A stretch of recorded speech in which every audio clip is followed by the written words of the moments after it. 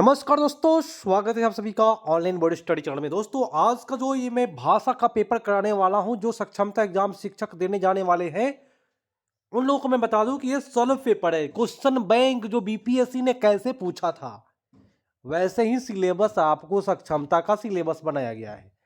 तो ये जो एग्जाम हुआ था 14/12/2023 का जो पेपर एग्जाम हुआ है वही पेपर मैं करा दूं ताकि आपको पता चल जाए कि भाई प्रश्न पूछता कैसे है। अंग्रेजी तो काफ़ी आसान पूछता है, लेकिन हिंदी जो है वह अपने आप में हीरो टाइप का प्रश्न पूछता है, अपने आप में डिफिकल्ट प्रश्न पूछता है दोस्तों। तो 14/12/2023 का सॉल्व पेपर लेकर के आया हूँ। सक्षमता का सिलेबस भी बीपीएससी का सिलेबस है, तो ध्यान से कर लेना है, आपको पता चल जाएगा कि प्रश्न पूछता कैसे है। चलिए भाई शुरू करते हैं। यहां बोला जा रहा है फिल इन द ब्लैंक्स करना है, भरना है इसमें। फिल इन द ब्लैंक्स बोलता है I have so money dash good friends, तो इसमें हो जाएगा ए एन दी, क्या लगाइएगा? तो इसमें उत्तर आपका इनमें से कोई नहीं। क्या होगा? इनमें से कोई नहीं। नेक्स्ट है I want to build dash very big house, यहां पे क्या होगा? ए एन दी, क्या मारिएगा? उत्तर होगा ए वेरी बिग हाउस, ये लगाएंगे आर्टिकल। नेक्स्ट है which of the following is not a part of A garden, आपका उत्तर कौन सा जाएगा? फ्लावर, ग्रास, है ना? कौन सा उत्तर आप लोग करिएगा?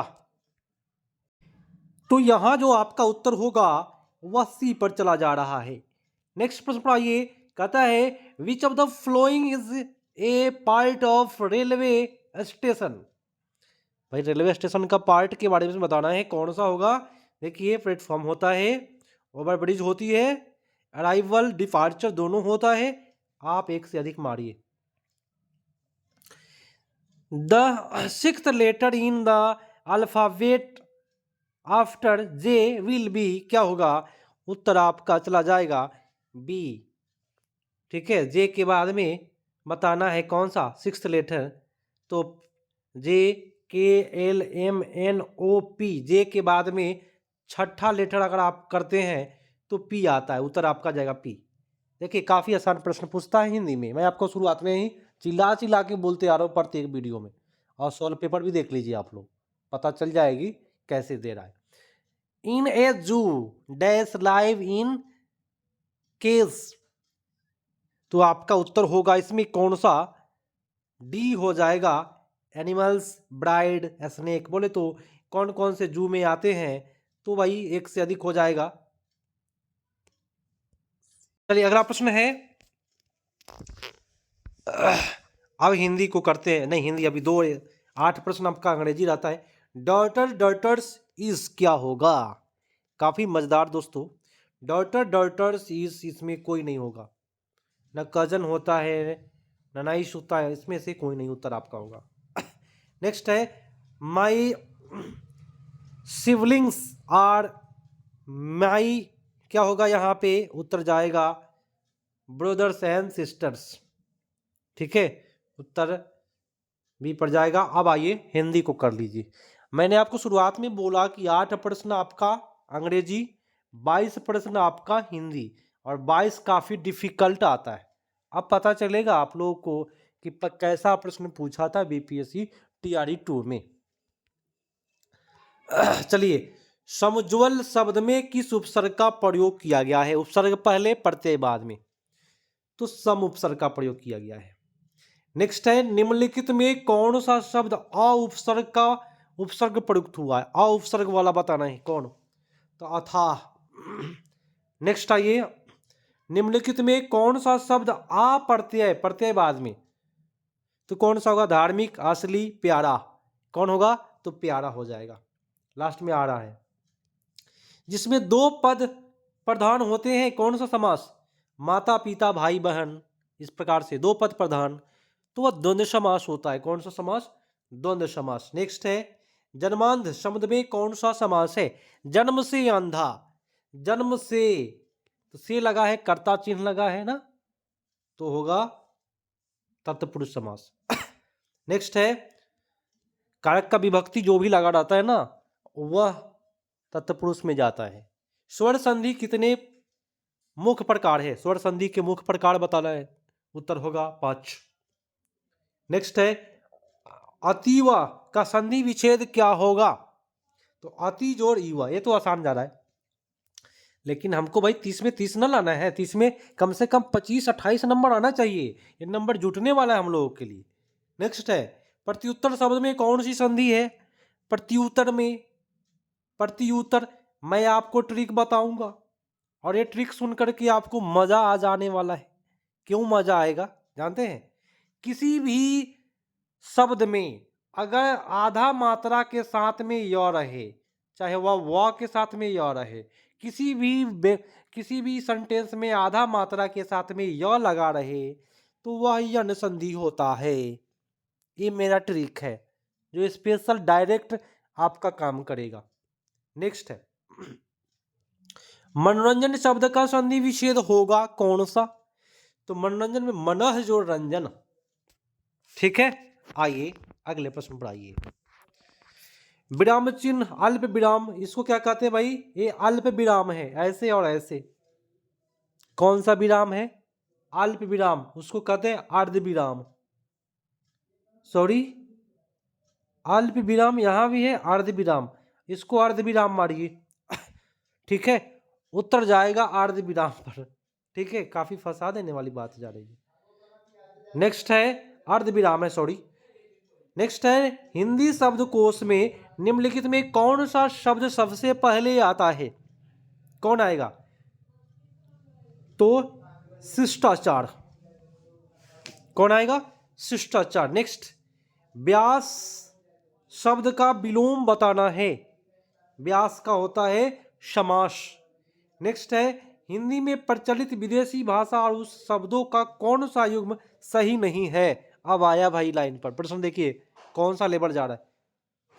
तो अरबी अदब, फारसी आजादी, तुर्की अमरुद, ये आपका गलत है, गलत कुछ चूज करना था।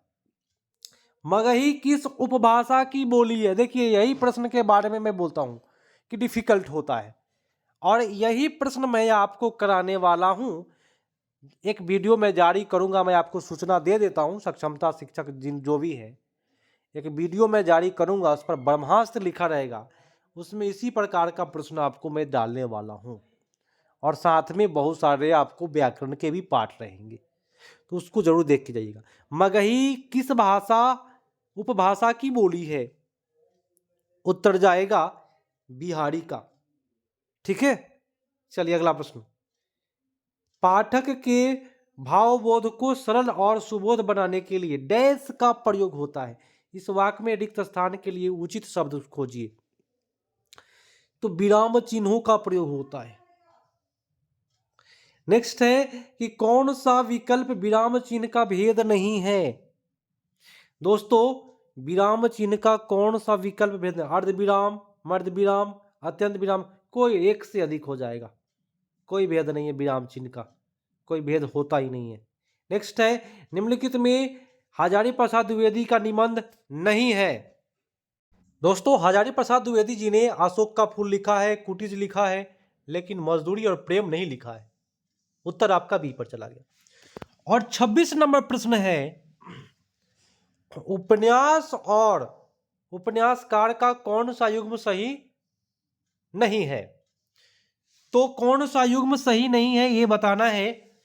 जुलूस, फर्नीश्वर अथ नेनु, अंधेर बंद कमरे, नरेश मेहता, इनमें नए पौधे, कमलेश्वर, किसी का नहीं है इसमें सही। दोस्तों उत्तर आपका डी पर जाएगा। नेक्स्ट है वह शब्द शक्ति जिसके द्वारा सीधे कथन, साक्षात, सांकेतिक या मुख्य अर्थ का ज्ञात होता है, उसको क्या कहते हैं? यही दोस्तों डिफिकल्ट प्रश्न है, तो अभिधा कहते हैं उसको।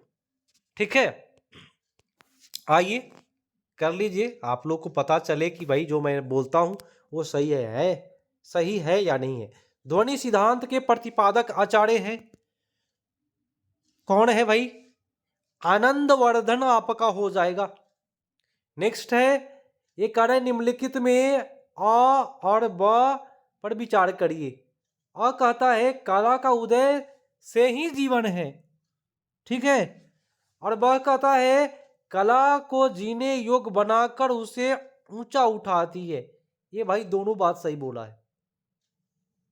आइए और आज का अंतिम प्रश्न है, फिर से आप वाक्य पढ़ाइए, चर्चा करिए। आप वह क्या कहता है कि राष्ट्रीयता एक पुनीत भावना है। ठीक है। और वह कहता है परिवर्तनशीलता कभी भी सृष्टि का शाश्वत नियम नहीं है। और ये बात जो बोल दिया ना, गलत बोल दिया, क्योंकि सृष्टि का ही नियम है क्या करना, परिवर्तन ही सृष्टि का नियम है। ये बात गलत बोला है। आया बोले नहीं है, तो गलत हुआ कि नहीं हुआ? उत्तर आपका ए सही, ब गलत, अ सही ब गलत। तो आज का सेशन आपको कैसा लगा? क्वेश्चन बैंक मैंने आपको कराया। आप लोगों से आग्रह है कि अभी तक सब्सक्राइब नहीं किए हैं, सब्सक्राइब कर लीजिए, क्योंकि एग्ज़ाम तक मैं ही सहयोग करने वाला हूं, प्रत्येक सेट अच्छे से बेटर तरीका से।